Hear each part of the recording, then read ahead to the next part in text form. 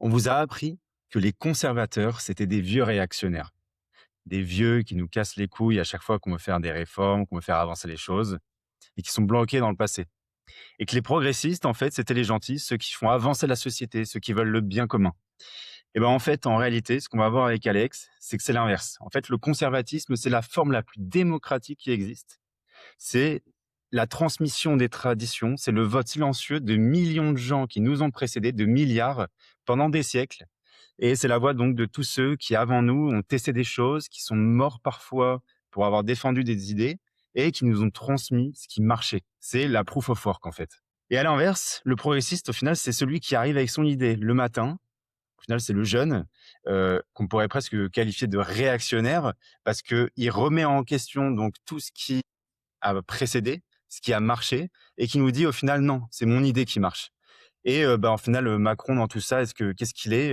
Il est pas grand-chose. Il est pas ni libéral, ça c'est sûr, parce qu'avec 45 de prélèvements, 31 000 nouvelles lois par an, c'est ni un libéral, ni un conservateur. C'est un technocrate qui pense gérer 67 millions de vies mieux que les gens eux-mêmes.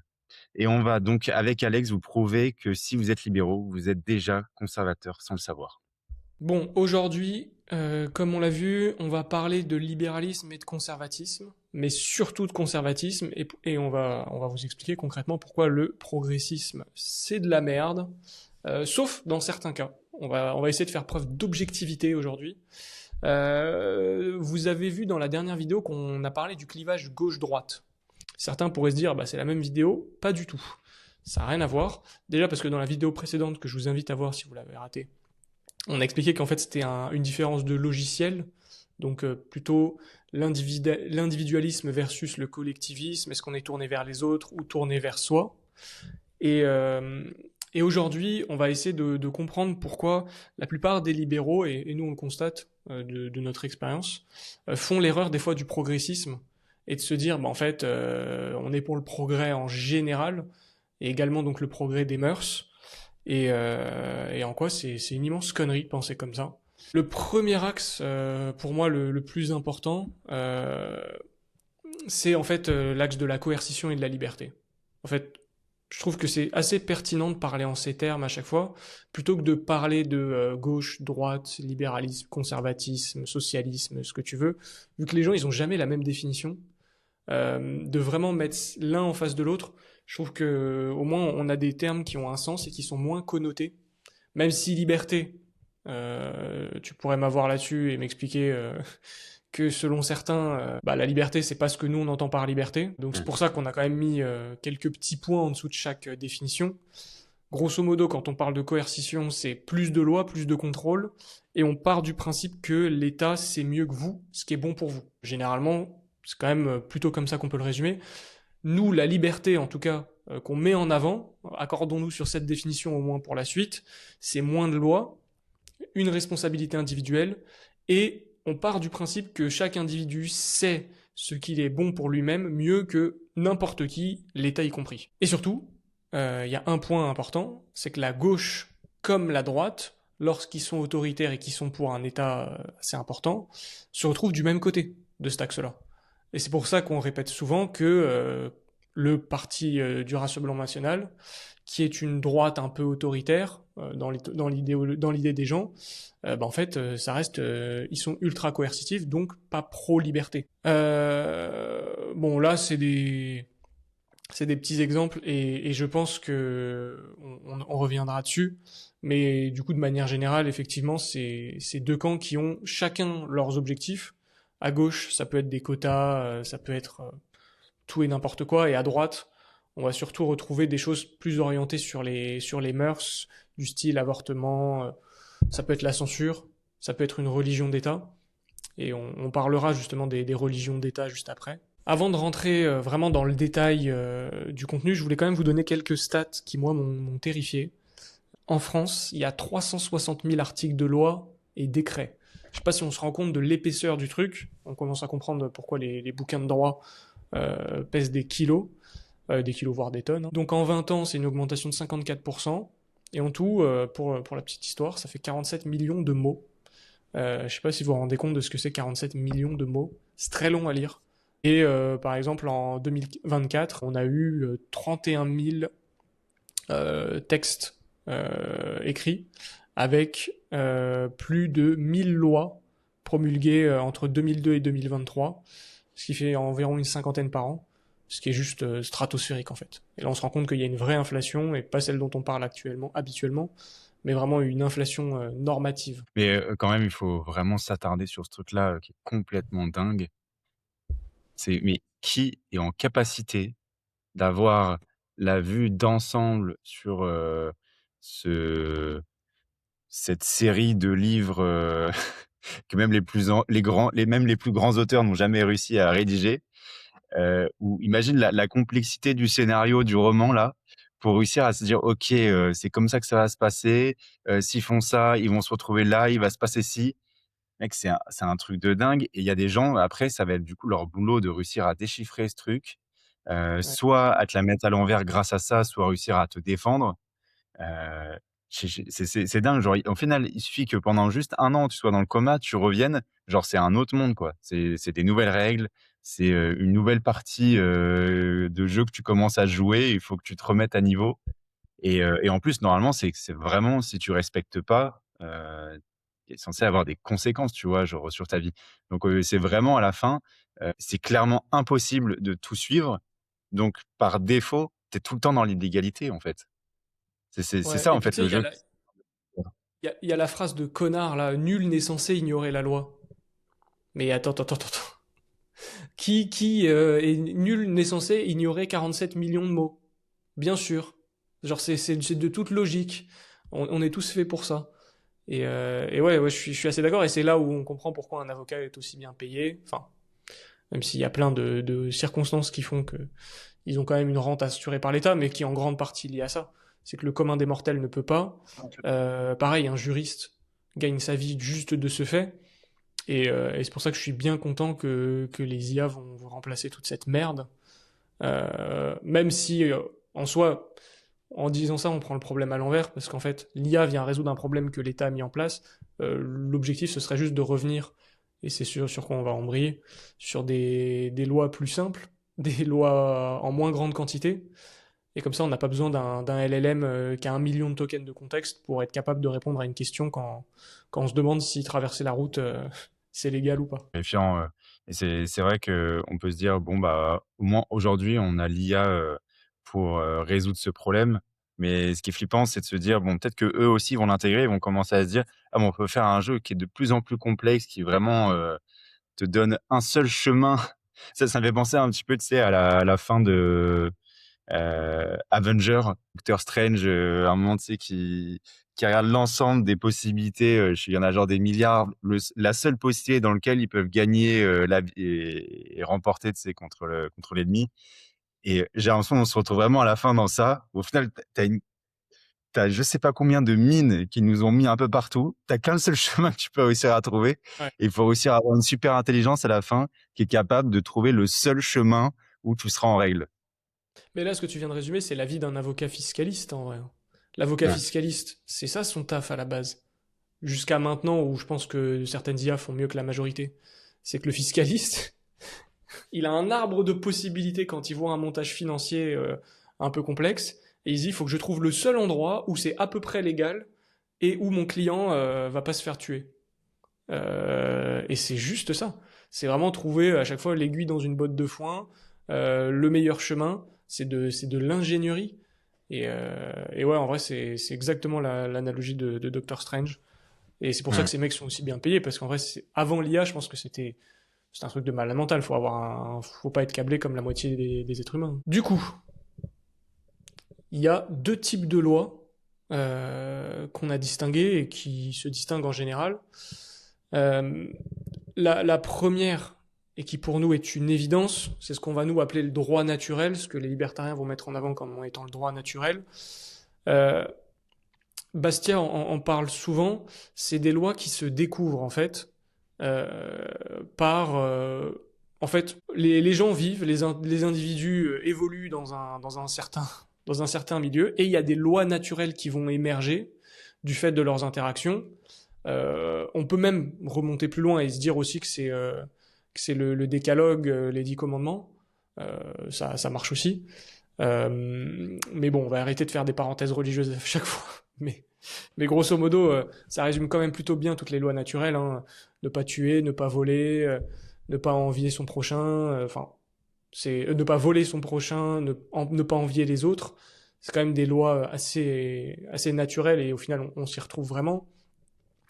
Mais grosso modo, on peut en distinguer trois qui ont émergé spontanément. Ça va être le droit à la vie, donc le droit de se maintenir en vie et le fait qu'on ne doit pas te tuer. Ça, c'est vraiment la base du droit naturel. Ensuite, tout ce qui s'articule autour de la liberté. Donc, c'est plus la liberté d'entreprendre et d'action. C'est-à-dire, personne n'a le droit de me contraindre tant que j'entrave pas la liberté d'autrui et sans motif légitime qui viendrait contredire une des lois naturelles. Et la propriété. Donc, tout ce que on produit via notre travail, en sachant que vu qu'on a un droit sur soi, sur son corps, on a du coup une propriété de ce qu'on produit avec notre travail, notre corps, et donc la propriété privée apparaît. Et pareil, euh, si on revient au christianisme, quand on dit tu ne voleras point, ne pas voler implique la propriété. Si tu ne peux pas voler ce que autrui possède, ça veut dire qu'il possède, ça veut dire qu'il a la propriété. Donc même s'il n'y a pas écrit dans les 10 commandements la propriété privée est sacrée, elle l'est de facto du fait qu'on interdit le vol. Et donc voilà, ça démonte l'argument comme quoi Jésus pourrait être socialiste. Mais c'est vrai que c'est super dur, je trouve, quand même, de réussir à séparer la loi naturelle de la religion. Parce que, bah, de ce que j'ai compris, hein, parce que c'est quand même un truc à chaque fois, c'est simple, en même temps, je trouve ça compliqué, la loi naturelle. C'est que c'est par l'observation et donc l'utilisation de la raison, je te dis: «OK, si tu es humain, de quel droit de base quels sont les droits de base nécessaires pour, te maintenir en vie?» Et donc bah, tu dois pouvoir être en vie, donc faut pas qu'on te tue. Ensuite, il faut que tu aies la liberté donc d'action pour, subsister. Et ensuite, si, tu veux, pouvoir, jouir du fruit de ton travail, il faut que tu continues à le posséder une fois que tu l'as obtenu, pour pouvoir, je sais pas, le manger et te maintenir en vie. En fait, juste en regardant, comment un individu se maintient en vie, on en arrive à ça. Mais en même temps, un esclave, il est maintenu en vie aussi, tu vois? Et tu pourrais dire, je sais pas, une fourmilière, il y a une sorte de hiérarchie, qui semble tout à fait naturelle avec, une reine, qui semble, un peu être, avec une bande d'esclaves qui vont la nourrir toute la journée et elle bouge pas et tu vois, tu peux arriver à une organisation sociale, par, logique, qui est totalement différente à chaque fois. Bon après, on a l'impression qu'il y a la même qui émerge un peu partout, mais en même temps, on voit que pendant très longtemps, il y a eu l'esclavagisme qui était répandu sur quasiment, toute la planète. Tout le monde a fait de l'esclavagisme, et on respectait pas les droits naturels. Et au final, c'est au moment où tu as, du coup le christianisme qui arrive, qui dit, qu'on est fait à l'image de Dieu, que là on se dit: «Mais attends, est-ce qu'on peut vraiment, enlever, la liberté d'un individu alors qu'il est normalement, d'une certaine manière sacré parce qu'il est fait à l'image de Dieu?» Et au final, c'est très rapidement après le christianisme, je crois que c'est 300-400 ans après, qu'il y a, la 1re, conférence de l'époque sur le sujet où on commence à se dire, «Faut peut-être qu'on arrête au final ces conneries». Bah, pour moi, il Je y a je eu je me rends compte, mais c'était vachement tôt, en fait. ouais, et puis on était vachement précurseurs, nous, Français, Mmh. sur ces sujets, alors qu'aujourd'hui, il n'y a pas une minute où on nous rappelle pas notre passé, soit colonial, soit d'esclavagiste, alors que les plus grands esclavagistes de l'histoire de l'humanité se situent dans le continent juste en dessous du nôtre. Donc bon, Mmh. ça c'est un autre sujet.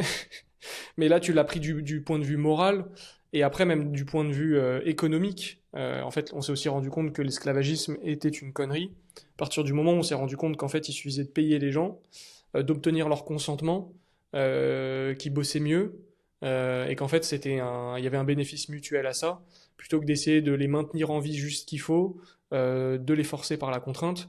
Et du coup, bah, la conjonction de ces deux points, donc émergence du capitalisme et principes moraux chrétiens, paf, tu mets ça dans un continent qui s'appelle l'Europe, on invente le capitalisme et on arrête l'esclavagisme. Et c'est justement, c'est quand même toute la beauté du truc, c'est qu'on arrive à faire se rejoindre la morale et le libéralisme, et c'est un peu tout le sujet de cette vidéo, c'est que les deux vont de pair. Les deux s'imbriquent parfaitement, il n'y en a pas un qui contredit l'autre, et c'est ça qui est magnifique. C'est qu'on n'a même pas besoin d'inscrire forcément la morale dans la loi, parce qu'en fait, le capitalisme pousse à la moralité, d'une certaine façon.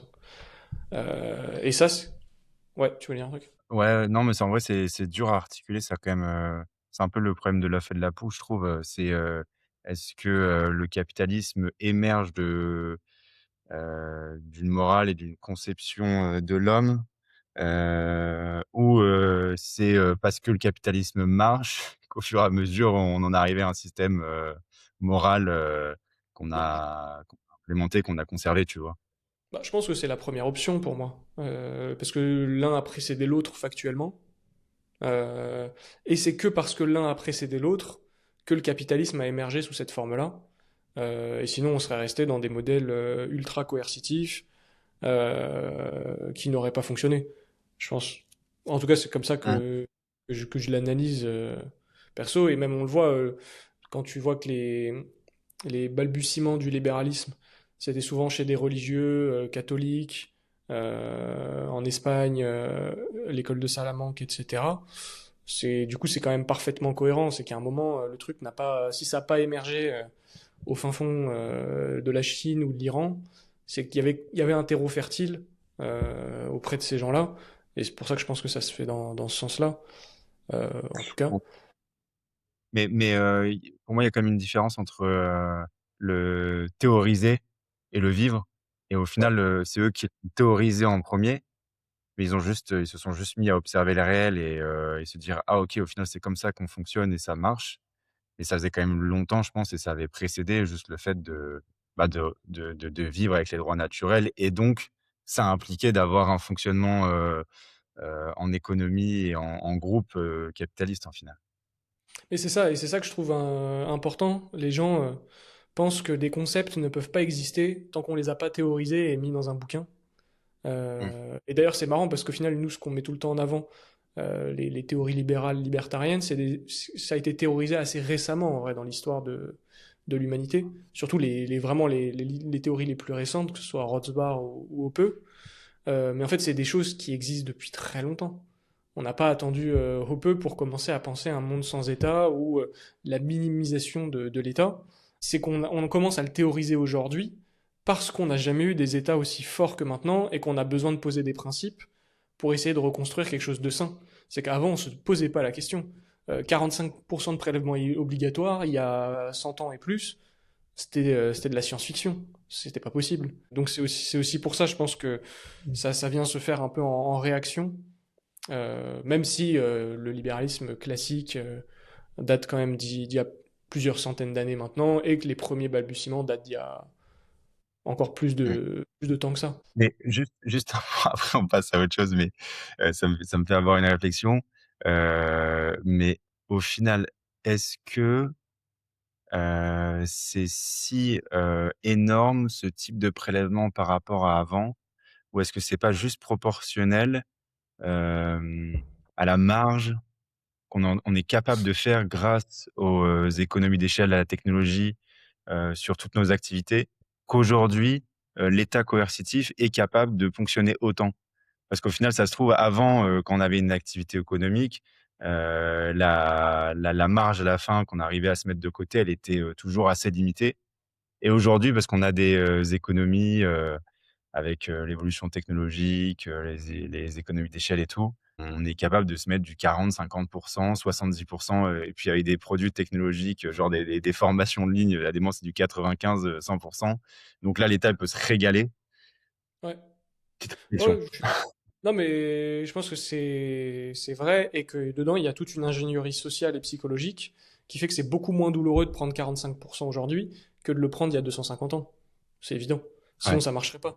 C'est que pour moi, en fait, même si c'est pas un système qui a forcément été pensé par quelqu'un, ceux qui pensent l'impôt et qui ont des pulsions coercitives sont très intelligents et recherchent toujours l'optimum. Et le problème, c'est qu'il y en a des fois qui se voient trop grands, et du coup, ils dépassent cet optimum, et là, d'un coup, ça devient insupportable pour la population, où ils sont obligés de construire des camps.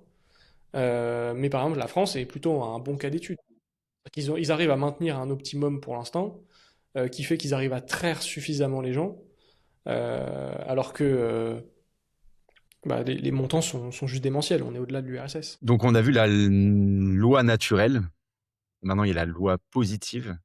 Et donc c'est tout ce qui encadre la vie. Qui,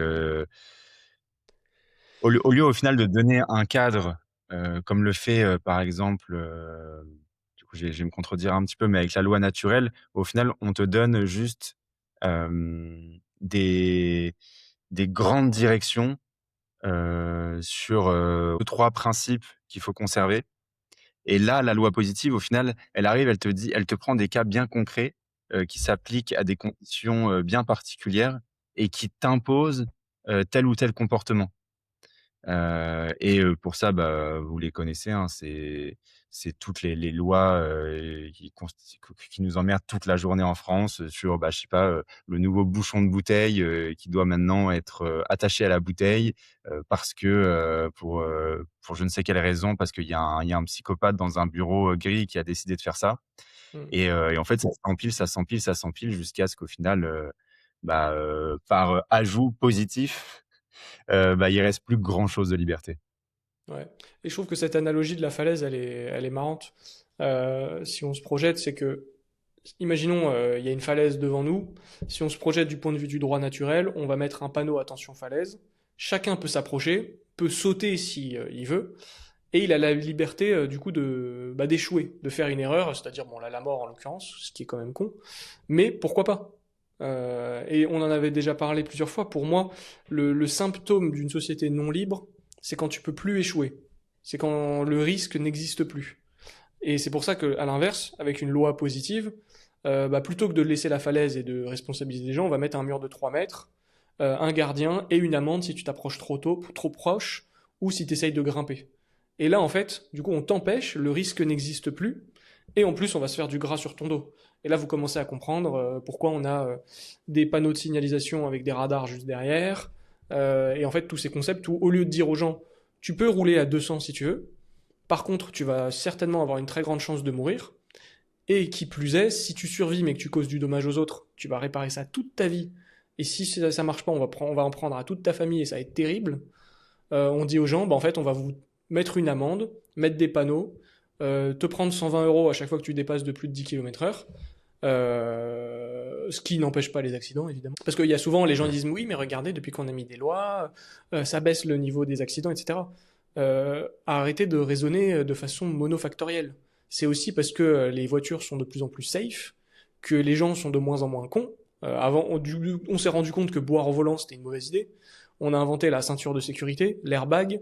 Les voitures sont de plus en plus renforcées parce que, en fait, le marché le veut aussi.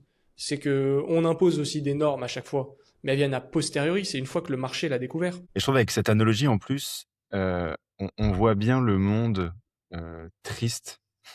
Et puis c'est imaginé en plus avec, les caméras, le mur en béton, qu'on peut voir. Mais déjà c'est triste parce que, il y a plus de vie, il y a plus de danger, il y a plus d'aléatoire, un peu le chaos, qui rend la vie, sympa. Et surtout, c'est de ce chaos-là qu'émerge l'innovation. Heu et on le voit bien en Europe, il y a plus d'innovation, il se passe plus rien et c'est pas pour rien, c'est parce que la loi positive a atteint des sommets, monstrueux. Par exemple, là, avec juste, l'image de la falaise, si tu commences à barricader tout ça, si tu es un mec qui veut, je sais pas, se mettre à faire du comment ça s'appelle? Du base jump avec une tenue pour commencer à découvrir un nouveau sport, qui permet de voler au final quasiment, bah, avec, la loi positive et le fait qu'on va interdire à quiconque de faire quoi que ce soit autour de la falaise, bah, voilà, ça tu as dit au revoir à un sport, et à des vidéos, à des passions, à des nouvelles choses. Puis peut-être qu'un jour le mec il va même inventer une tenue pour faire quasiment Iron Man. Genre, là, c'est juste un seul exemple, mais au final, tu peux retrouver ça sur quasiment tout et c'est ce qu'ils sont en train de faire et en final, ils sont en train de nous créer une sorte de cage, où on va plus avancer et le problème, c'est que dans un monde comme le nôtre qui en permanence, bah, change, il y a des dynamiques qui sont différentes, il y a des endroits qui bougent différemment, il y a peut-être le climat même qui change, tu vois? Même si on y croit ou on n'y croit pas. Il faut s'y adapter.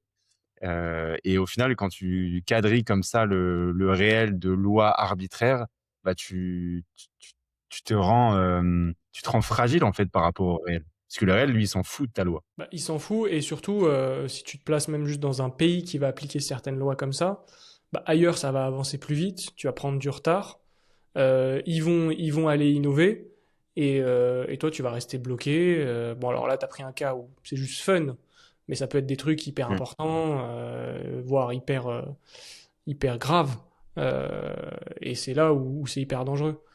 Euh, avant de passer juste après, il y avait deux citations moi que je trouve parlantes, et on aime quand même parler de bouquins à chaque fois. C'est le petit livre de Bastia, La Loi, qu'on a lu avec Victor Ferry. Il y a une vidéo avec lui sur le sujet si jamais vous la cherchez. Euh, et il résumait assez bien la loi. C'est tout l'objet de son pamphlet. Il dit: la loi, c'est l'organisation collective du droit individuel de légitime défense. Et en fait, quand on lit ça, on voit qu'il a pensé le minarchisme tôt. C'est-à-dire, en fait, la loi devrait juste permettre aux individus de s'organiser pour se défendre en cas de non-respect des droits naturels. Donc, en gros, bah, une police et une armée, hein, grosso modo, et la justice, évidemment. Euh, et par rapport à ce qu'on disait tout à l'heure, Hayek, dans La route de la servitude, aussi disait un truc intéressant, c'est que la loi devrait être un cadre, pas un programme, et ça rejoint vachement ce que tu disais. C'est-à-dire, en fait, on met quelques barrières à des endroits, donc on tue pas, on vole pas, etc.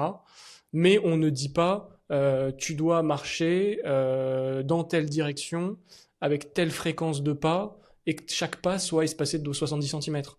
Non, on te dit juste, ne marche pas en plein milieu de la route, grosso modo. Mais ça va pas plus loin que ça. Et ça, aujourd'hui, en France, on a un vrai problème avec ce concept, j'ai l'impression. Bon, on va enfin venir à nos sujets au bout d'une demi-heure. Il était temps. Mais en vrai, je trouve que c'est très important de redéfinir ces termes-là, parce que sinon, après, on part sur des bases épistémologiques catastrophiques, et en fait, ça devient des vidéos de youtubeurs de merde, alors qu'on est bien au-dessus de ça. En toute humilité, évidemment. Plus sérieusement, le conservatisme et le progressisme, alors là je l'ai formulé comme ça, c'est pas deux camps, en fait c'est vraiment deux dispositions. Et en fait le progressisme, par définition, et c'est pour ça qu'on affirme que être libéral, il faut être conservateur, c'est que le progressisme, pour imposer son progrès, généralement il a besoin de coercition.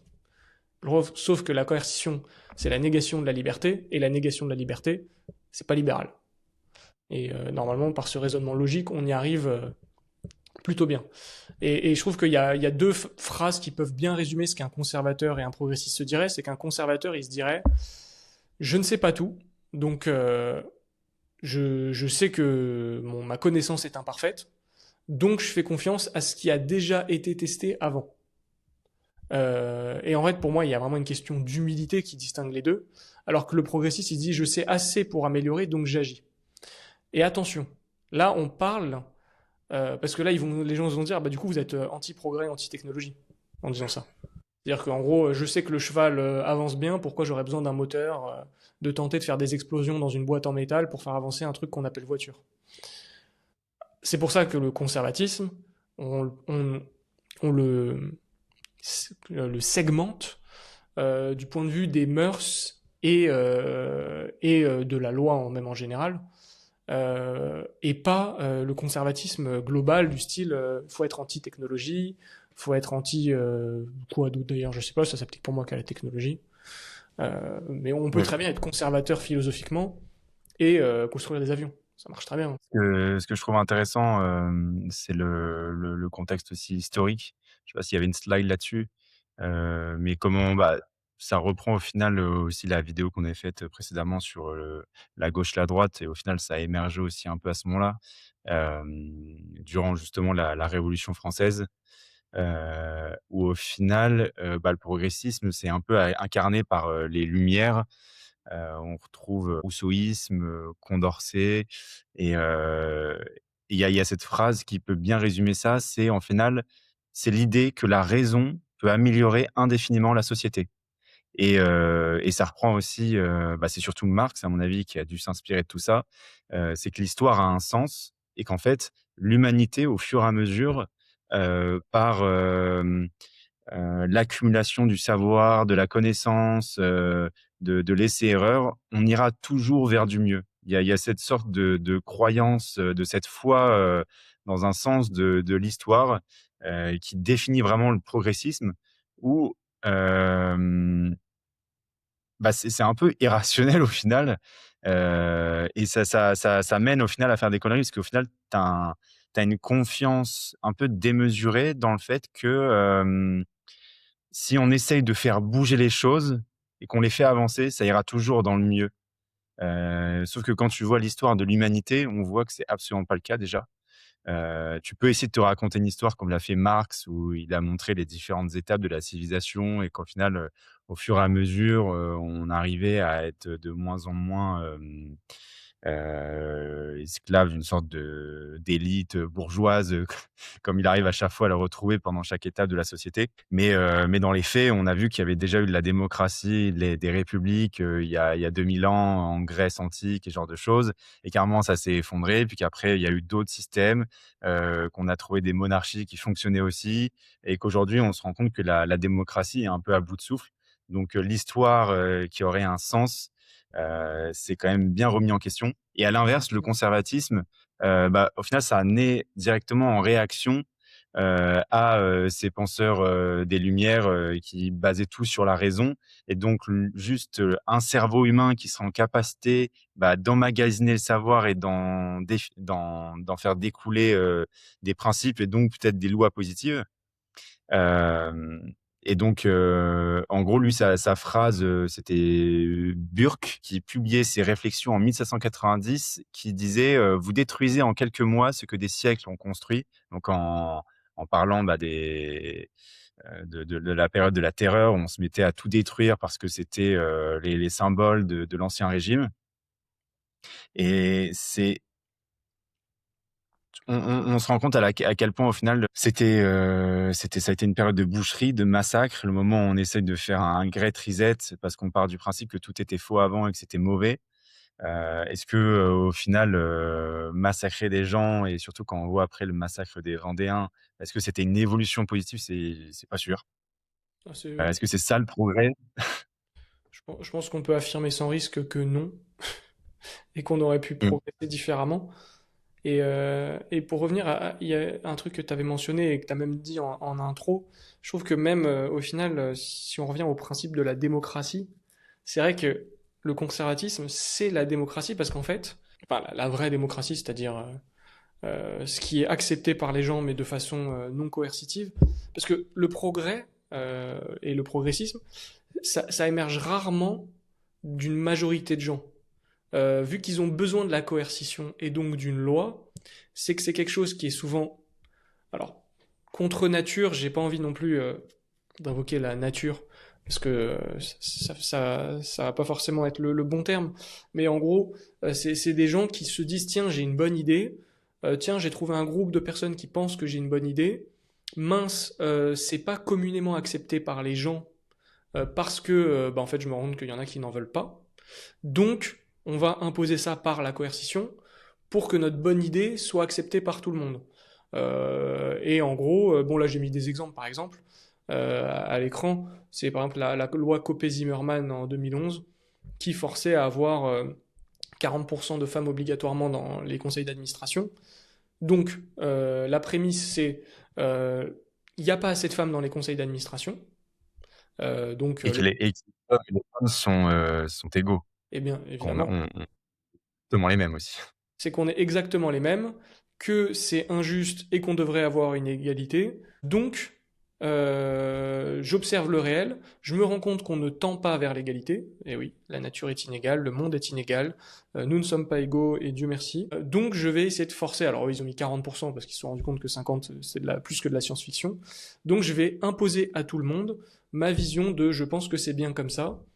Et sauf qu'en faisant ça, bah, on détruit la liberté déjà individuelle, des entreprises, des entrepreneurs, des personnes qui sont concernées par l'intégration d'un conseil d'administration, alors qu'au final, le conservatisme, c'est des choses qui déjà ont fait l'épreuve du temps, et on peut même le voir d'un principe que je dois à Pierre Noisa qui avait fait une conférence et ça m'avait marqué.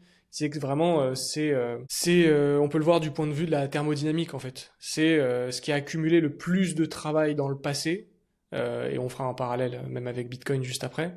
Et du coup, si c'est encore là aujourd'hui, c'est que on a accumulé beaucoup de travail et que ça a fait l'épreuve du temps. Donc c'est quelque chose de plutôt solide et difficile à remettre en question. Et au final, le conservatisme, c'est vraiment quelque chose qui infuse naturellement chez les gens pour passer les générations. Parce qu'une idée qui émerge que dans un groupe de 10 personnes, au bout d'une génération ou deux, l'idée, si on n'emploie pas la coercition, elle disparaît. En fait, personne n'en veut, les gens sont de moins en moins, on passe à autre chose. Alors que le conservatisme, forcément, ces idées-là, elles ont été acceptées par une grande majorité de gens, puis elles se sont perpétuées, perpétuées, perpétuées, donc elles ont démontré qu'elles fonctionnaient, et au final, il n'y a pas besoin de plus. Et c'est comme ça que on perpétuait des idées plutôt saines, comme par exemple que ce soit les 10 commandements ou les lois naturelles dont on parle, elles n'ont jamais été remises en question parce qu'elles sont juste évidentes, on les constate tous, et à part quelques décérébrés sur Terre, on est absolument tous d'accord pour dire que c'est plutôt sain d'organiser la société autour de ces lois-là. Alors que d'organiser la société autour de 40% de femmes obligatoires dans les conseils d'administration, on est peu sur Terre à penser que c'est une bonne idée. Non pas que je pense que les femmes sont débiles, je pense juste que c'est complètement débile de l'imposer. Mais ouais, c'est vrai qu'après tu peux vite tomber dans le cas où, bah, tu te places dans une époque, ancienne où, tu as l'esclavagisme qui est la norme et tu te dis: «Bah, OK, c'est ça qui a fait l'épreuve du temps, donc on va le garder». Heu et c'est là où justement tu peux avoir besoin, d'un peu de progressisme et de quelqu'un qui va réfléchir un peu en dehors du cadre et de se dire: «OK, il y a peut-être une utilité, justement à changer, et à arrêter de conserver des habitudes» Mm. et là tu peux voir l'intérêt. Bah, je voulais qu'on en parle tout à l'heure, mais en vrai, tu fais bien de le mentionner maintenant. Si on prend par exemple la France et l'Arabie Saoudite actuellement, par exemple, effectivement, en Arabie Saoudite, il peut faire bon d'être un peu progressiste sur certains points. Parce que eux, ils n'ont pas acquis les droits fondamentaux que nous, on a mis en place depuis des siècles entiers. Euh, et en fait, nous, ce qu'on veut là-bas, enfin, ce qu'on veut, voilà, c'est un grand mot, hein. Je n'ai aucune velléité pour changer quoi que ce soit en Arabie Saoudite, ils se démerdent. Mais ce que je veux dire par là, c'est que si on avance dans le sens de la liberté, là-bas, il va falloir moins de coercition et commencer à respecter les droits fondamentaux qu'on a décrits au début. Ce qui impliquerait en fait de supprimer des lois en réalité, parce que là-bas, pareil, en fait, le problème, ça reste le droit positif, c'est les femmes n'ont pas le droit de conduire. Euh, les hommes n'ont pas le droit de faire ça. Et en fait, c'est des interdictions, bon, héritées de la religion d'État, comme vous le savez très bien. Et donc, ce n'est pas libéral, tout simplement. Et donc, dans ce cas-là, un vrai libéral peut être progressiste, entre grandes guillemets, en voulant moins de coercition et en supprimant ces lois qui n'ont aucun sens. Et dans ce cas-là, oui, être conservateur purement en Arabie Saoudite, ça fait pas énormément sens. À l'inverse de la France, où on vous a pris l'exemple tout à l'heure, où là, un progressiste va juste dire, bah, en fait, il faudrait plus de lois pour atteindre mon idéal qui n'existe pas. Alors que non, un conservateur en France dirait juste, supprime 99% des lois et on se débrouille avec le reste. Je voulais qu'on fasse un parallèle avec Bitcoin. Enfin, c'est un peu ce que je disais avec la métaphore de Pierre Noisa. Euh, c'est que en fait, plus une chose existe depuis longtemps, plus elle a de chances de perdurer.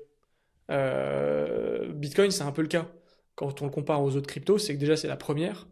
Ensuite, il y a le proof of work, donc la dépense d'énergie qui permet de sécuriser le réseau. Donc il y a une vraie dépense d'énergie. C'est pas quelque chose qu'on a inventé ex nihilo comme les autres blockchains. Euh, et donc il y a une forme de robustesse qui a été garantie par le temps et le travail. Alors que, et de la même façon, les institutions, que ce soit la famille, la religion, les traditions, c'est de la même façon, en fait, c'est une preuve de travail des millions de personnes qui sont passées au travers du temps, pour qui ça a fonctionné, qui ont réussi à faire société, qui ont réussi à améliorer leurs conditions au fil du temps. Et c'est des choses qu'on a aujourd'hui héritées et que certains progressistes essayent de défoncer. On se rend bien compte que depuis la Révolution française, la famille, la religion et les traditions, c'est plus la même ambiance. Ouais. Mais c'est vrai que c'est quand même compliqué à naviguer là-dedans parce que tu peux vraiment pas être tout le temps conservateur, tout le temps progressiste. Ouais. Euh, L'impression qu'il faut que tu sois d'abord quand même dans un logiciel qui promeut la liberté pour pouvoir faire émerger des institutions qui soient en accord avec le réel, avec la nature, donc par rapport au droit naturel. Et à partir de là, tu peux commencer à te poser la question de comment on conserve ça. Mais c'est vrai que si tu es tout de suite conservateur dans un monde où ça galère, où tu es vraiment en retard sur des droits fondamentaux, c'est compliqué. Bah, c'est pour ça que pour moi c'était important qu'on pose le cadre du droit naturel au début et de tous ces principes. C'est qui précède la logique de conservatisme et de progressisme. C'est qu'on part de là et ensuite on installe le conservatisme. Mais c'est sûr que si tu commences avant, que t'es un putain d'homme préhistorique qui vit que pour le groupe, qui a aucune notion de liberté individuelle et qui a pas encore découvert le décalogue, oui, là, être conservateur, c'est pas la garantie d'un succès mondial. Tu t'envoies pas des fusées quelques millions d'années plus tard. Donc ouais, c'est Mm. très important et c'est ce que d'ailleurs on va reprocher à certains conservateurs, c'est en fait et c'est un truc qu'on entend rarement, c'est d'où tu places ton conservatisme en fait, d'une certaine façon. Tu pars de quel point de départ, à partir de quoi tu essayes de conserver. Et il y en a certains qui vont vouloir conserver de la merde. Et conserver de la merde, ça fera toujours de la merde. Tu peux la conserver aussi longtemps que tu veux. Il y a même des chances qu'elle devienne de plus en plus puante. Et c'est pour ça que des fois, nous, on va être pas d'accord avec des conservateurs. C'est parce que des fois, ils veulent conserver des trucs complètement débiles, qui ne font pas sens et qui vont à l'inverse de la liberté individuelle. Donc ouais, c'est important de nuancer, même si YouTube n'aime pas la nuance en général. Ouais. Ouais, qu'en gros, c'est juste pas un absolu, mais que aujourd'hui, il faut bien se rendre compte on est ravagé par le progressisme, que c'est omniprésent et que revenir à la base de comprendre pourquoi le conservatisme, ça fait sens et pourquoi c'est pas juste un truc de vieux réac qu'il faudrait brûler ou laisser crever parce qu'il nous emmerde. C'est là où c'est important de remettre un peu les points sur les i. Et moi, il y avait j'avais trouvé qu'il y avait un gros rapport avec un biais dont on entend assez souvent parler, c'est celui le biais du survivant. Souvent, c'est fait avec l'expérience de pensée de l'avion qui revient après avoir tenté je sais pas, de poser des bombes sur un champ de bataille, et tu vois que les seuls qui reviennent, c'est ceux où, je sais pas, il y a eu des balles dans les ailes. Du coup, au début, le mec va se dire: «Bah, il faut que j'arrive à renforcer les ailes», alors qu'au final, c'est il est rentré parce qu'il a eu seulement des balles dans les ailes, et que donc c'est les endroits où il peut se permettre d'avoir des balles, et que tous ceux où ils ont des balles autre part, bah, ils sont pas rentrés, donc et voilà, il y a un problème là-dessus, et que c'est plutôt là où il y a pas de balles qu'il faut réussir à renforcer. Et l'idée, c'est que en final, un progressiste, il tombe dans le même piège du biais du survivant, en tout cas aujourd'hui, dans l'état actuel, où il regarde la situation actuelle, toutes les institutions sociales qui ont perduré à travers le temps. Et bah, ça peut être juste reconnaître le genre, reconnaître l'utilité du mariage, de la monogamie, de toutes ces choses qui se sont préservées. Et il va se dire au final, je regarde ça, je le passe sous le crible d'une énorme critique, et je vois ce qu'il en reste et aujourd'hui, bah, ils veulent juste tout détruire. Alors qu'au final, c'est justement l'inverse. C'est peut-être que si ça existe encore, c'est justement parce que ça a joué un rôle, déterminant dans l'évolution de nos sociétés et justement le conservateur, lui, va regarder ça avec humilité et va se dire: «OK, pourquoi c'est encore là?» et essayer de comprendre, dans toutes les institutions avant qui sont mortes, elles, pourquoi ça fonctionnait pas. Ouais, Et tu as aussi l'analogie de excuse-moi, de Chesterton, la barrière qui nous disait, dans son livre: «Ne détruisez jamais une clôture avant de comprendre pourquoi elle a été construite» ouais, et ça résume assez bien la pensée. ouais. Livre de Chesterton que vous pouvez retrouver chez les éditions Carmin. Moi j'aime bien, les analogies donc je vais en donner plusieurs là. Il y a la 1re et qui fait écho, donc à la barrière de Chesterton. C'est vraiment, il faut se dire aujourd'hui en tout cas le progressiste qui se baladerait et donc il verrait la fameuse clôture ou le muret, qui par exemple serait toujours, en train de l'encadrer quand il va faire une balade et qui au fur et à mesure des siècles, pour lui, ça a perdu son utilité. Bah, peut-être qu'à une époque, il y a une cinquantaine d'années, il y a 100 ans, il y a des ancêtres à lui justement qui ont construit cette barrière pour, se protéger de prédateurs. Bah, au final, lui, le progressiste, il va arriver, il va se dire: «Punaise, ça m'emmerde ces trucs-là, je peux pas bouger librement et je vais juste les détruire» et puis, lui, comme au final, il passe à un coup, puis qu'il y avait peut-être pas de prédateurs à ce moment-là, il va pas en subir les conséquences et il va se dire: «Bah, c'est cool». Il va commencer à prévenir tout le monde: «Tiens, maintenant, vous avez plus de liberté, c'est grâce à moi». Il se fait acclamer et on retrouve vraiment le parallèle avec aujourd'hui et puis après, tu as un jour un groupe de personnes qui repassent par le même chemin, qui a plus de muret et là, ils se font dévorer par des loups et aujourd'hui, c'est vraiment ce qui se passe avec des gens qui se disent: «Ah mais c'est trop bien la liberté de pouvoir, bah, peut-être changer de sexe, faire, tout et n'importe quoi avec son corps». Sauf qu'il y a un jour, il y a le réel qui te rattrape et bah, c'est, de la même manière que lors de loup, tu te fais défoncer, par le réel et puis après, tu as l'analogie même avec, l'antivirus où tu peux considérer, vraiment le conservateur comme un antivirus peut-être qui te ralentit, dans ton innovation, bah, pour un ordi au final par exemple, c'est la petite pop-up qui t'emmerde à chaque fois que tu veux importer un fichier et qui va le passer au crible pour voir, est-ce que, il va prendre le contrôle de mon ordi, il va tout détruire. Heu, tu peux te dire: «Vas-y, bon, il y a un moment, j'en ai ras le cul, je vais juste le désactiver».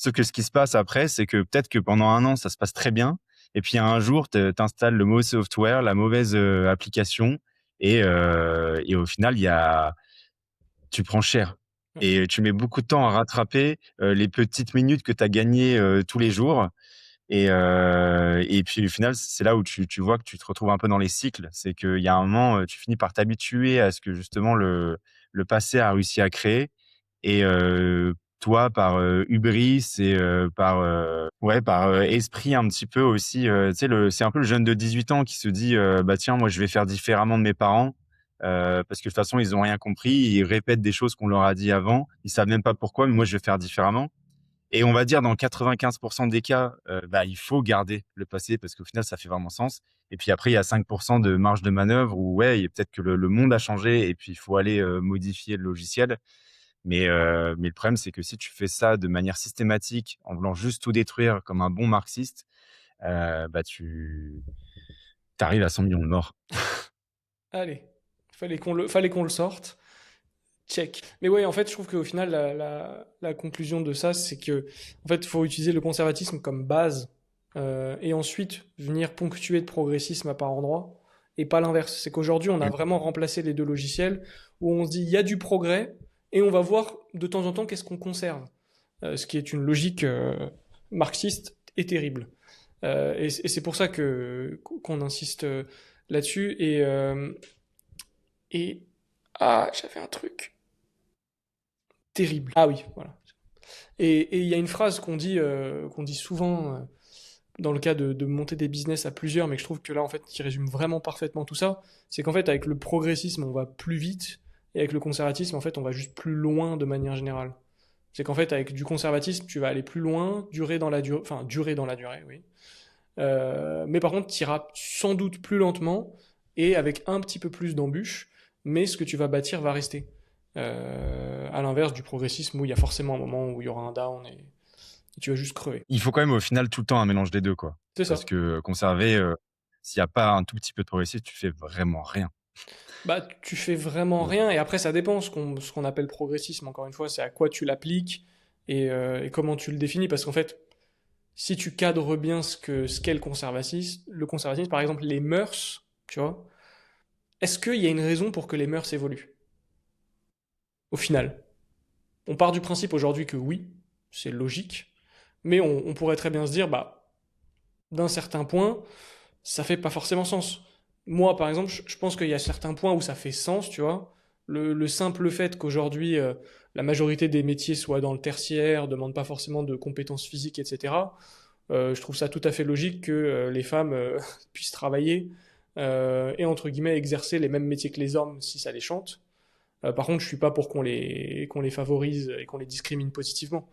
Mais je me dis, avec notre niveau de développement, conserver certains mœurs à ce niveau-là n'aurait pas été logique et aurait pas forcément créé une société plus apaisée. Donc après, bon, bah, faut faire sa petite popote, quoi. Et c'est pas un sujet qui est facile à trancher pour moi. Faut très bien le cloisonner, définir de quoi on parle à chaque fois quand on parle de conservatisme. Et ensuite, bah après, ouais, ce que je viens de dire, ça se trouve, il y aura des gens très intelligents qui vont réussir à me contredire et m'expliquer en quoi ce que je dis c'est une connerie. Et je suis prêt à l'entendre, tu ouais. vois. Mais ouais, Non, mais après, pour moi, il y a 2 niveaux, peut-être on ne l'a pas abordé au final ici, mais c'est entre conservatisme et progressisme à une échelle individuelle. Donc comment toi, tu joues, avec, ce paramètre, dans ta vie de tous les jours sur, est-ce que tu as envie de un peu tester de nouvelles choses en dehors du cadre, quitte à te brûler les ailes et te rendre compte, bah, au final, c'était une énorme connerie et puis, c'était peut-être bien de suivre, les mœurs du passé. Et à l'inverse, bah, au niveau collectif, est-ce qu'on pousse des choses via l'appareil étatique? Et là, au final, tu as quand même vite une limite, surtout si, tu pars d'un logiciel libertarien où tu pars du principe que tu vas pas imposer tu vas pas contraindre les gens à vivre d'une certaine manière. Au final, bah, que ce soit conservatisme ou progressisme, bah, la question se pose même pas au final. ouais. C'est vrai que c'est un point important et en fait c'est pour ça que je pense que c'est un faux problème au final parce qu'en fait si des individus l'adoptent librement à l'échelle individuelle, par exemple ce que je dis là, si il y a une majorité d'hommes et donc de femmes qui pensent que les femmes devraient pas bosser, bah en fait si c'est quelque chose qui est logique, qui fait sens et qui permet la prospérité et de faire société plus efficacement, ça va juste se propager à l'échelle collective et finir par prendre et devenir en fait quelque chose de normal sans qu'on ait besoin d'imposer une loi pour interdire aux femmes de travailler. Je pars de la prémisse que tout le monde a le droit de faire ce qu'il veut et ensuite on voit. Et il s'avère que dans ce scénario, peut-être que les femmes vont se rendre compte que c'est un énorme scam et qu'elles n'ont pas besoin de bosser parce qu'on est très prospère et qu'on prend pas 50% des revenus de tout le monde, donc tout se passe très bien. Ou alors, il y en a juste certaines qui vont bosser, et je pense que c'est surtout ce qui va se passer, hein. Il y aura une stratégie un peu mixte, où il y en aura peut-être pas autant qu'aujourd'hui, mais il y aura pas mal de femmes qui bossent. Mais en fait, du moment que c'est adopté à l'échelle individuelle, j'ai envie de dire, d'une certaine façon, euh, et ça rejoint ce que notre ami Bascar met tout le temps en avant avec René Girard, c'est le désir mimétique. C'est que d'autres individus, en fait, s'ils voient quelque chose qui fonctionne, du style un couple avec une femme au foyer, un homme qui bosse, et ils observent, ils disent tiens, c'est quelque chose que je désire parce que je trouve ça bien, ça a l'air de fonctionner, etc. Comme ça, par effet de réseau, ça va se propager. De plus en plus de gens vont adopter ce comportement. Et en fait, ça va juste se propager naturellement sans aucune forme de coercition. Et si ça marche vraiment, ça passera l'épreuve du temps, ça passera les époques, jusqu'au jour où peut-être qu'à un moment, bah, en fait, ça marchera plus parce que l'époque fait que, les temps sont plus durs, etc. Et en fait, pour moi, c'est à partir du moment où tu légifères là-dessus et où tu l'inscris dans la loi et du coup dans le marbre, même si la loi évolue évidemment, que tu bloques le processus naturel et que du coup tu empêches bah, la nature de faire son jeu, où bah, en fait il y a peut-être des époques où on va être plus conservateur sur certains trucs, enfin en tout cas du point de vue conservateur, puis en fait L'histoire va faire que bah, on va progresser un peu à ce niveau-là, et ça va juste osciller, et c'est très bien comme ça, je pense. Ah, ça me fait penser, tu sais, à une phrase, je sais même pas à qui elle est attribuée, mais c'est, «Nul n'arrête une idée dont le temps est venu» ou, d'une façon autre: «Il n'est rien au monde d'aussi puissant qu'une idée dont l'heure est venue» et je trouve qu'à chaque fois c'est assez parlant, et c'est vraiment l'exemple là de l'idée qui se propage parce que c'est juste ce qui fonctionne. Ouais. Bah, si ça fonctionne et que c'est juste de l'information que tu as besoin de transmettre pour, adapter ta façon de vivre, le truc il est inarrêtable, en fait et c'est ce qu'on voit, même aujourd'hui avec, bah, l'Occident et sa manière de vivre au final qui a été copié quasiment partout dans le monde. Il y a peut-être que, le monde, musulman qui a un peu de mal à s'y mettre Ce sera l'objet et d'une ça vidéo. ça crée des conflits, mais on en parlera justement avec Victor Ferry dans la prochaine vidéo avec lui. Ouais. Ouais, et puis à l'inverse, aujourd'hui, on voit que toutes nos idées à la con de cheveux bleus et de changement de sexe, bah déjà, la tendance commence à être passée. Et puis le monde ne s'est pas battu pour aller choper nos idées en dehors de l'Occident, hein. Tout le monde se dit, ouais, calmez-vous avec Mmh. vos conneries. Ça marche pas sur 2 générations, ces gens vont disparaître. Et je pense qu'ils ont totalement raison. Et dans notre démarche d'être honnête intellectuellement, on a parlé par exemple tout à l'heure de l'exemple avec l'Arabie Saoudite où, dans un contexte de merde, c'est-à-dire un État qui impose des mesures coercitives, il vaut mieux être entre guillemets progressiste. J'avais listé quelques dérives conservatrices, par exemple bah, la prohibition aux États-Unis, une énorme connerie. On est tous d'accord pour dire que boire de l'alcool, c'est pas forcément la meilleure chose à faire. Par contre, venir se dire, tiens, je pense que moralement et d'un point de vue santé, c'est pas bon, donc on va l'interdire et l'imposer par la loi, c'est complètement stupide. Et en plus, quand on sait toutes les dérives que ça a mis en place et que ça n'a pas du tout bloqué la consommation d'alcool, au contraire, c'est toute logique. Pareil pour ce qui est toutes les lois anti-blasphème, etc. Si on, en plus, les lois anti-blasphème, je trouve que c'est vraiment con. Parce que si tu es vraiment croyant, du coup, t'as de la considération pour le blasphème. Tu penses que c'est vraiment une mauvaise chose. Pourquoi tu veux l'imposer par la loi? C'est juste que les gens vont le payer.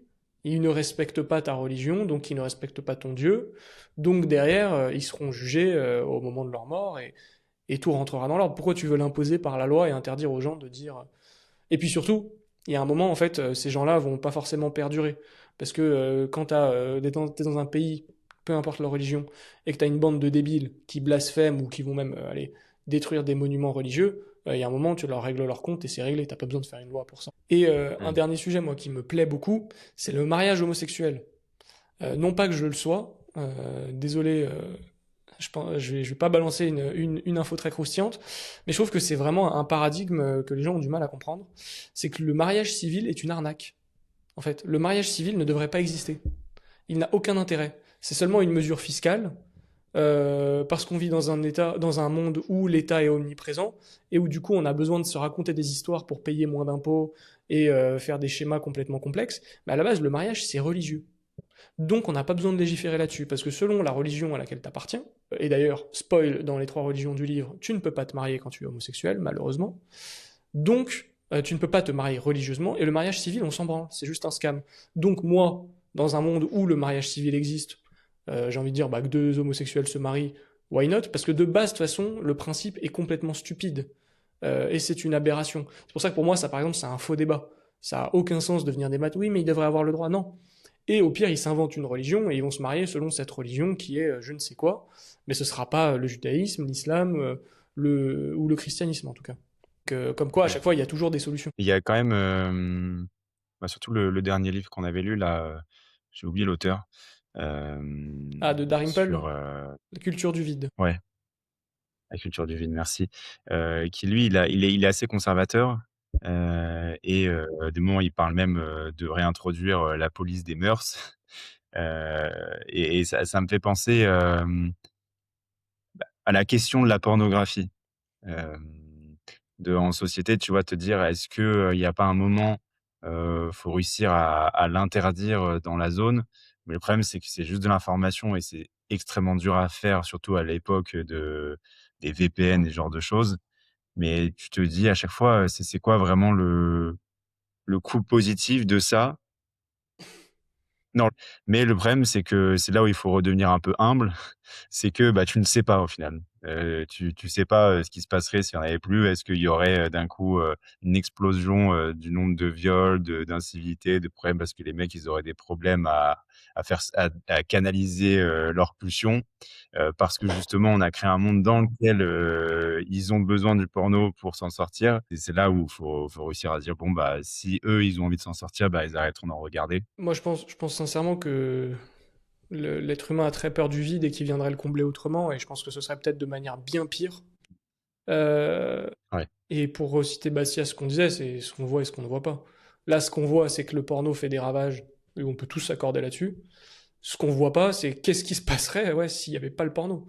On serait peut-être encore des Mmh. immenses barbares à faire des trucs abjects, ou on viendrait compenser avec d'autres choses qui seraient tout aussi peu souhaitables. Et on se rend bien compte qu'après, c'est une fuite en avant. Puisqu'imaginons, on interdit le porno, on voit que ça provoque une augmentation, et encore, on va savoir si c'est vraiment le cas, de la consommation de cannabis. Bon, on va interdire le cannabis. On va interdire le cannabis, ça va augmenter la consommation d'alcool. Et comme ça, par effet de boule de neige, on va finir par interdire tout et on va mettre les gens soit dans des camps, soit dans des lits d'hôpitaux avec des perfusions, et on va leur interdire de bouger à vie. Comme ça, au moins, il n'y aura vraiment aucun risque qu'il se passe quoi que ce soit de risqué. Et oui, c'est génial, hein, personne ne veut de ce monde. C'est complètement stupide. Mmh. Donc je pense sincèrement que ceux qui veulent imposer des polices des mœurs comme ça, bah déjà, comme on l'a dit là, ça va peut-être pas forcément fonctionner. Et en plus de ça, derrière, c'est la porte ouverte à demain quelqu'un arrive avec des mœurs vraiment pourries, bah pourquoi on le laisserait pas faire? C'est que si demain on pense qu'il faut donner des cours d'éducation sexuelle dès 6 ans dans les écoles, pourquoi on l'interdirait? C'est que ça donne des portes ouvertes Mmh. après à des trucs complètement aberrants. Donc, euh, donc je pense Ouais. que c'est une porte qu'il faut pas ouvrir. Mais que par contre, il faut expliquer aux gens que c'est des immenses merdes quand ils ont des comportements qui sont pas moraux. Et je pense que là-dessus, on est devenu beaucoup trop gentil. Et aujourd'hui, je pense que c'est ça en fait qui devrait fonctionner. C'est ce que les gens appellent la pression sociale en fait. Les gens ne cessent de répéter la société, machin. Aujourd'hui, la société, elle est trop gentille. Aujourd'hui, faut expliquer aux gens que si tu as tel comportement, t'es une immense merde. Et le pointer du doigt. Et arrêter de dire c'est ok. Ouais. Non, c'est pas ok. Je pense que c'est ça qui marche. Va falloir que j'y aille, Hein? mais je rajoute juste un point. Va falloir que j'y aille. Je mets un marqueur Vas-y. et pour ajouter en plus à ça, je pense que c'est une preuve d'amour, en fait, que d'avoir de la conscience pour l'autre et de s'inquiéter au final de sa condition. Genre au final le fait d'en avoir rien à faire de l'autre, c'est juste une preuve de désintérêt et d'aucun amour d'une certaine façon. Ouais, clairement. On va conclure.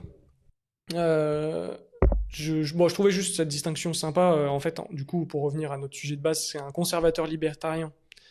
Il va se dire, moi je vis comme ça, donc moi par exemple, je pense que avoir des relations sexuelles avant le mariage, c'est une connerie, mais je ne te l'oblige pas, parce que je suis humble, et que je pars du principe que je suis un être faillible, et que je ne veux pas employer la coercition, alors qu'un conservateur autoritaire, il va te dire, moi je veux ça, et tu dois vivre comme ça parce que je pense que c'est la bonne solution, et ça s'applique à tous les penchants moraux de la société moderne actuelle. Et en conclusion, un libertarien ou un libéral est donc forcément conservateur parce que si on veut être libéral, on veut séparer la morale et la loi.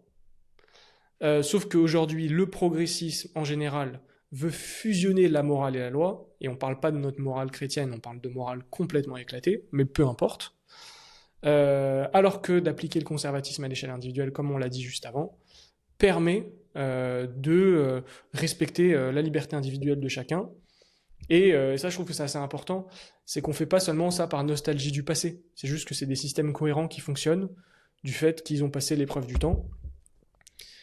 Et il y avait deux citations de monsieur dont on parle assez souvent sur cette chaîne.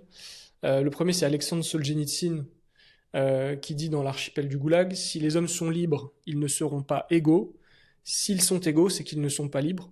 Et on voit bien que c'est impossible d'être l'un et l'autre. Et le problème, c'est que faut se mettre d'accord. Est-ce qu'on cherche la liberté ou l'égalité, mais on n'atteindra jamais les deux. Je pense qu'il y en a un qui est plus souhaitable que l'autre. Et Charles Gave qui dit dans Un libéral nommé Jésus, que je vous recommande d'ailleurs, qui est vachement sympa, il dit il n'y a pas de morale, il n'y a que, wow, je la refais, Il n'y a, il n'y a de mode... Waouh, en fait, il manque un pas. Il n'y a de morale qu'individuelle, il n'y a pas de morale collective, et que du coup la morale est propre à chacun et qu'on ne peut pas l'imposer au groupe. Si vous avez apprécié cette vidéo, n'oubliez pas de la liker, de la booster, c'est un truc dont on parle jamais, mais pensez à mettre un boost sur la vidéo, ça nous aide énormément, je pense que c'est bien plus fort que les likes. N'hésitez pas à commenter, à nous dire ce que vous en avez pensé, on a parlé de plein de sujets, je pense qu'il y en a pas mal qui vont pas être d'accord. Vous pouvez nous suivre sur Telegram, on a créé un canal pour, je crois qu'il manque un truc au arrobas, donc je vous mets les liens dans la description. Et n'hésitez pas à aller nous suivre sur Insta. On est en train de mettre en place un truc où on répond aux commentaires YouTube en vidéo Insta. Donc déjà, vous aurez la chance d'être affiché publiquement sur Insta. Mais au-delà de ça, c'est surtout pour avoir des réponses plus complètes et qu'on puisse vraiment poursuivre la discussion. Avec Insta, c'est très facile de le faire, alors qu'on ne peut pas le faire sur YouTube. Donc on prend les commentaires qui nous parlent le plus et on essaye d'y répondre dans des réels qu'on vous poste quotidiennement. Enfin, on va voir comment on s'organise. Dernière chose avant de se quitter, si vous vous demandez ce que c'est Zone Franche, parce qu'on a quand même renommé la chaîne comme ça et on en a parlé par moment, il y a également un lien dans la description où vous pouvez vous inscrire, vous accéder à un espace privé où on vous a mis des ressources.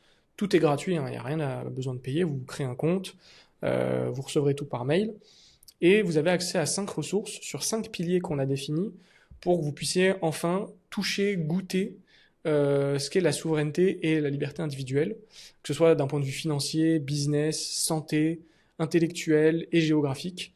Il y a des documents avec du contenu dessus, même des simulateurs, vous allez voir, c'est super complet.